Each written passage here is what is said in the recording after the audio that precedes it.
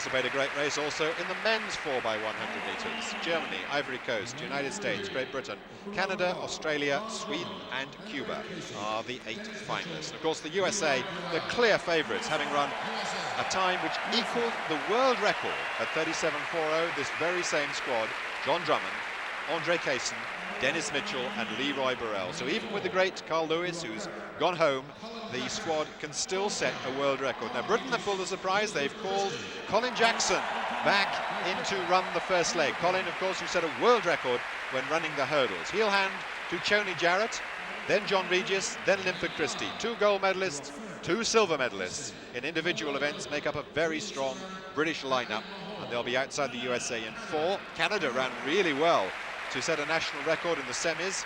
Esme, Gilbert, Surin and Mahorn. So look out for them as well. John Drummond wearing a comb in his head, as he does from time to time. An extremely extrovert character who, if the USA were to win the gold medal, might just celebrate a little bit. So Germany on the inside, then Ivory Coast, then United States, Great Britain, Canada, Australia, Sweden and Cuba. John Drummond for the USA, only 4th in their championship, so he couldn't run in the individual event, but he'll be determined to run really fast here. Certainly gets off well. So too is Colin Jackson for Great Britain. He's running really well. It's these two. Canada also still there.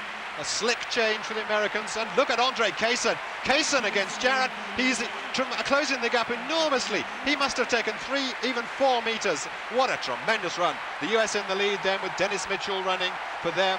John Regis for Britain. Bruni Surin goes for Canada. That's the order at the moment. The US are clear. Leroy Burrell takes the baton.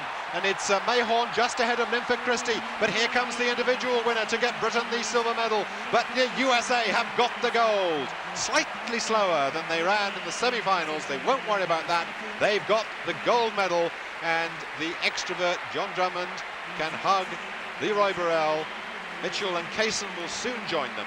The USA are champions. Britain settle for silver. That was a good performance there, I think, from all those teams. Very fast race indeed there. The Americans almost getting close to equaling that world record again. Here's the last change. Burrell gets the baton in his hand, at least 2 or 3 yards clear of Christie. Christie's change wasn't that great from Regis, but you can see that by the fact that the baton's not actually securely in his hand. Mahorn there of Canada was a shade in front of Linford, but that's not enough, obviously, of the man of Linford Christie's calibre. He's going to come storming through, and he does. But the gap between Christie and Burrell was just too big.